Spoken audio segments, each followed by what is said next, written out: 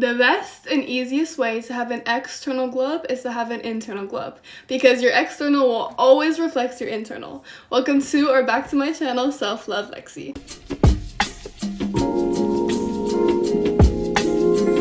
I'm so excited for this video. I used to search up how to glow up as a little kid, and I used to do the chia seed water, the face masks, all the things. I still do this to this day.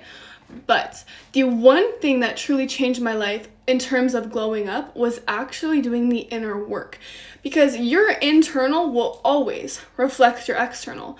So in the first photo, if you saw the thumbnail, which you definitely did, I was at a state in my life where I really wasn't reflective of what I wanted in life. I didn't change anything from those two photos. Like, pretty much nothing changed except the inner work that I did, and that literally changed me entirely. So I have a few things on how to actually glow up internally, and when you do have an internal glow up, it will literally reflect your external. And I'll give you an example. Let's say your state is a lack of confidence, and you start doing some inner work. All of a sudden you feel confident to go to the gym alone. Then you're getting gains, you're looking good, you're feeling good, and you feel confident to put on the outfit that you had been once hiding your body under. These are the subtle changes that happen when you literally shift your internal, okay? So the first thing, I'm excited for this video, is meditation. I have been meditating since I was around 12 years old. I've been meditating for a very, very long time. And this is a habit that I stay consistent in no matter what, because of how much it genuinely impacts your life. The art of meditation is literally the art of being in the present moment and truly inside of yourself. And what is a better way to change your internal than literally going inward? I like to say that meditation is the art of being present as well as going inside of yourself. And that's what most people find uncomfortable about meditation. Remember when I was younger and I was just starting, a lot of people told me, Alexis, I have these thoughts and I hate being inside of my own thoughts, which stops a lot of people from going inward. But that's exactly why you need to go inward. When you're meditating, those thoughts that are repeating in your head, you're just becoming conscious of them. They are running in the background at all times throughout the day. We have, I think, it's 17 to 60,000 thoughts every single day. All meditation is doing is bringing that to the forefront, and you also have the ability to rewire your brain during a meditative state. If you don't know anything about meditation, because I brought it up in this video, I really quickly want to not guide you through meditation, but explain how to effectively meditate. There are so many ways to meditate. When I was first starting meditation, I loved guided meditations because they kind of remind you to come back to your breath, be in the present moment, listen to the video. Now, because I've been doing it for years, I love just pure silence. And that way I can really kind of see what's coming up in my thoughts. I can observe my thoughts, my beliefs, my emotions, the state I'm currently in. So that is why I like meditating. If you have never meditated before, it's not deep. It's not that insane. You don't need to crisscross applesauce. People are meditating while they're running. That's why I like to call it the art of being in the present moment, because that's all it is. But I would recommend sitting, crisscross applesauce, focus on your breath, and that's it. You're gonna think. That's literally normal. Even people who've been meditating for 50 years have thoughts. It's so normal. What you want to do is go back to the breath. So if I'm meditating and I'm breathing in and I'm out, in and outing, if I'm breathing in and I'm breathing out, I'm focusing on my breath. Oh, a thought pops up. I'm thinking. Oh, I remember I'm meditating. Back to the breath. That is how it should go. Okay, you're gonna think. I promise you, it's not the end of the world. You're not doing it incorrectly. You are literally going to think. So that's why I love meditation. Second one is journal. Oh my gosh, guys. If I could show you the amount of journals that I have, it's insane. I probably, this much. That's how many journals I have, because it is so important to know yourself. Know thyself. Know yourself. And journaling is one of the best ways to do this, because you're really getting it out. And I like journaling, but I also know a bunch of my clients who really hate journaling, and something I tell them to do that's really effective as well is recording yourself. I do both. I like to journal. This is the journal that I use every single morning. This one right here. But I also do what's called a walk and talk. So I will walk outside and I will record my thoughts on my voice notes. This is so cute because later in life I get to listen back and kind of reminisce on the time where I was walking and talking about my issues and just being grateful for life. A lot of my walk and talks are filled with love and inspiration and gratitude. Journal literally about everything. I love journaling about my future as if it's already happened. So for example, if I want a new job or if I want a car, I'll be like, I'm so grateful for this car. I got it a little bit ago and the gas is so good on it. I feel like a queen when I'm driving it. The color is so me, whatever I would think I would feel when I achieved or have that car. That's what I'm writing out in that moment. I'm writing in gratitude in the present tense as if it's already happened. And there's science behind this. We have what's called, there's two things that I could actually say with this. The reticular activating system. So our brains actually filter through what we're processing, because if we processed everything, we would become so overwhelmed. So overwhelmed. Imagine at the same time you're noticing your heart beating in your chest, as well as you breathing and your eyes blinking and your hair on your skin and the skin on your clothes, and like you're just noticing everything. You're going to feel extremely overwhelmed. So that's why we have the reticular activating system. Basically, where you put your attention to, energy flows. That is like a woo-woo way I can pretty much say it. But whatever you focus on, your reticular activating system will make sure you focus more on it. So for example, if you're writing down, I want more money, I have more money, your reticular activating system will literally guide you and focus on opportunities where you have more money. And this can backfire because if you believe all men are trash, your reticular activating system is literally looking for the men who are trash. If you have a nice, masculine, amazing, healthy man in front of you, you are not going to be able to see him because your reticular activating system is completely blocking him out. Crazy. Next one I love to use is the subconscious mind. So our mind loves safety. Our nervous system loves safety. And safety for us, unfortunately, is familiarity, okay? If you're used to, let's say, a chaotic environment at home and you haven't rewired that, your nervous system and your subconscious mind is going to look for chaotic environments, even though it contradicts what you need to feel safe. So, for example, if I'm so used to having like a broken down car, every single month I'm having to get it fixed, even though it sucks and it's draining my bank account, that's what my nervous system and subconscious mind are wired to. But if I start writing in my journal, oh my gosh, guys, my car is like completely fixed magically. I don't even know how it happened. Key is be delusional. Okay, it's only delusional till it's done. I don't even know how it happened. My car is just like magically fixed, or I got a new car that's literally perfect. Your nervous system and your subconscious mind is gonna be like, oh, interesting. That's so cool. We have a new car. And it's going to wire itself to that, okay? It is so insane how the subconscious mind and the nervous system work. That was like a whole ramble. Journal about everything, like the good things, what's keeping you stuck, because you aren't going to be able to change, for example, limiting beliefs if you aren't aware of what you need to change. If you don't know what you need to change and you really want to become more aware, I have a free self-assessment in the link of my bio.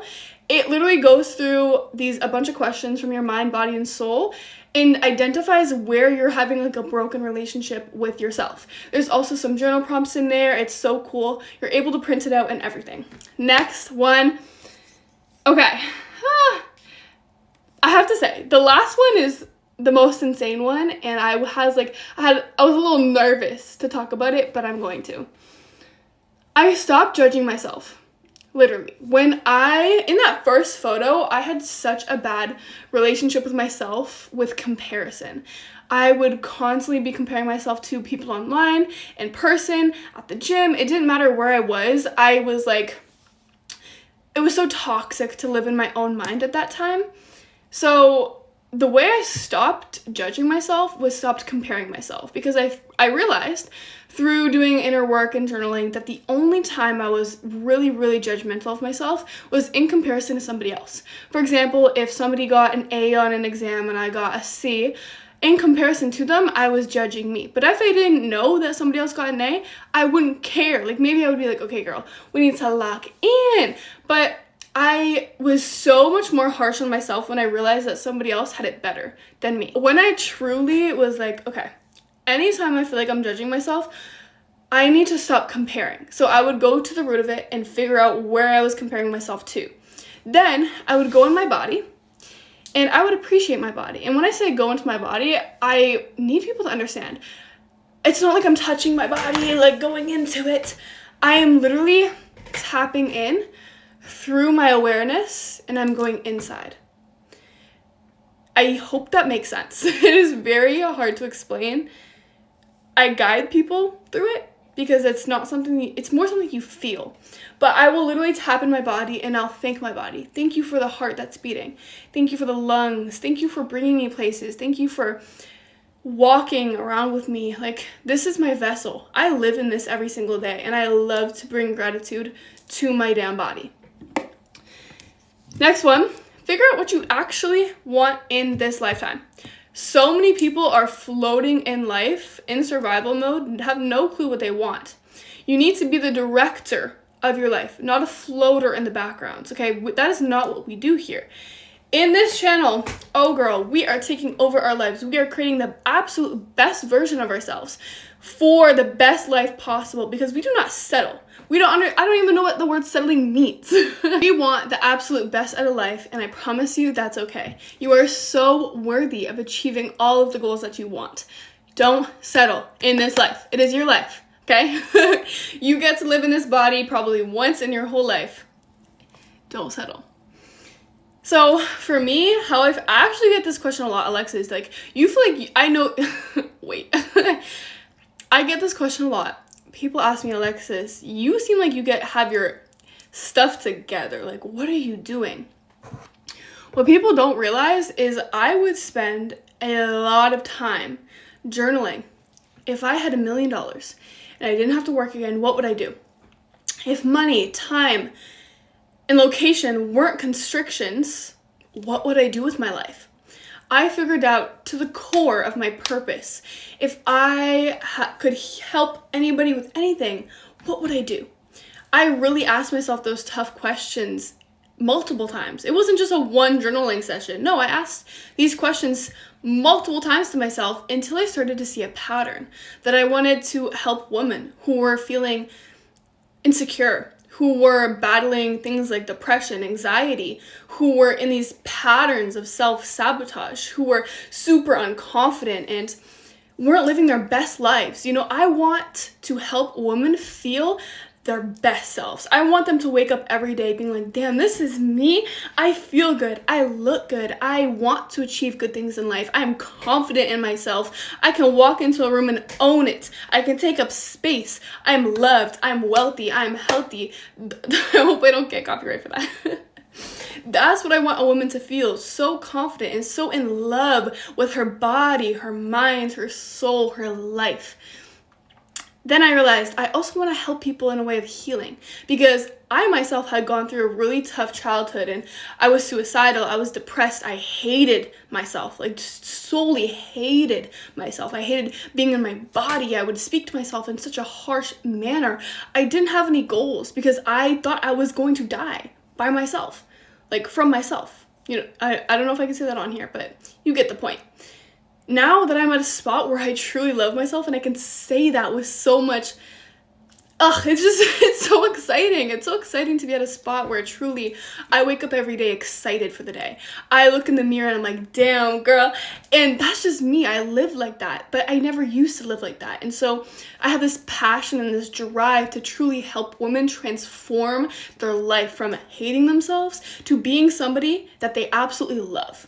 That is my mission. That is my purpose.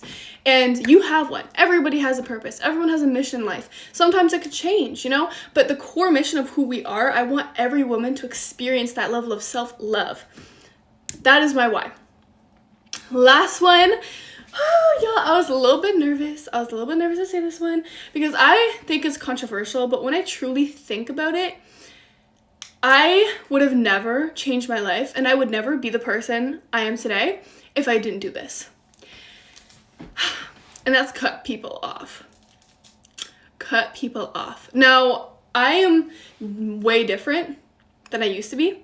Like, okay, you saw the thumbnail. In the first photo, I have acne everywhere. My mental state was horrible. I hated living in my body. I was extremely insecure. I was in a relationship that just wasn't aligned for me anymore. I was with friends that weren't aligned for me. I was drinking, I was partying, I was eating poorly, I had a bad sleep schedule, I was speaking to myself negatively.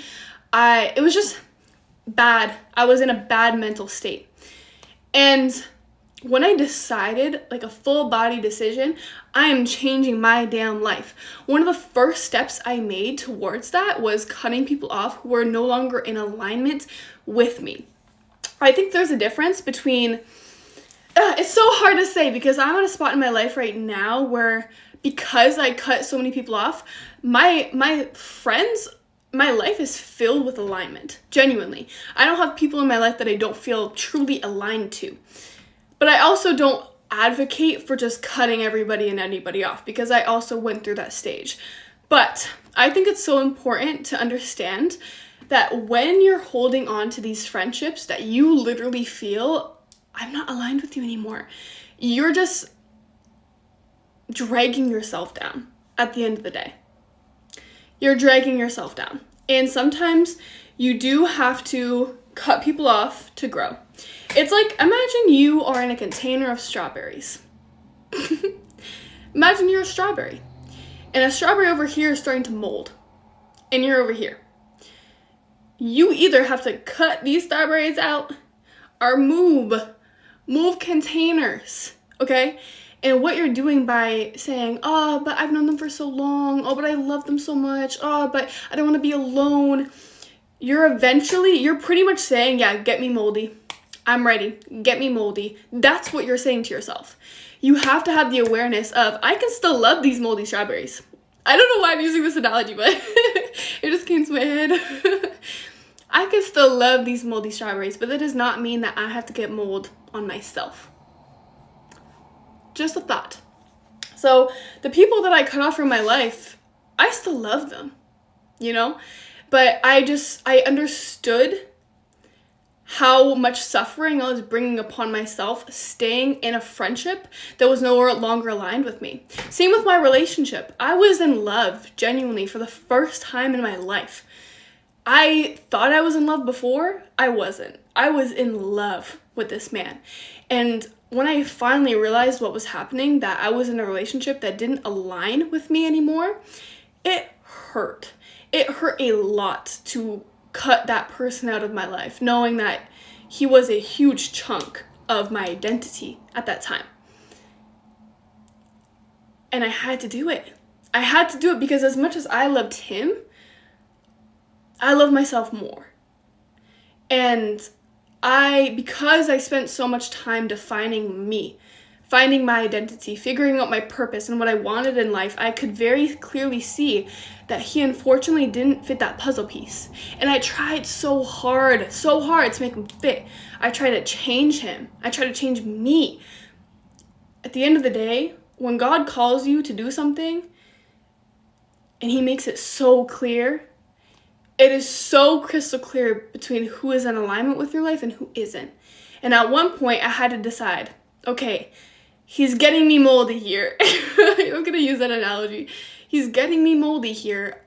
I have to cut that moldy spot off and I have to leave.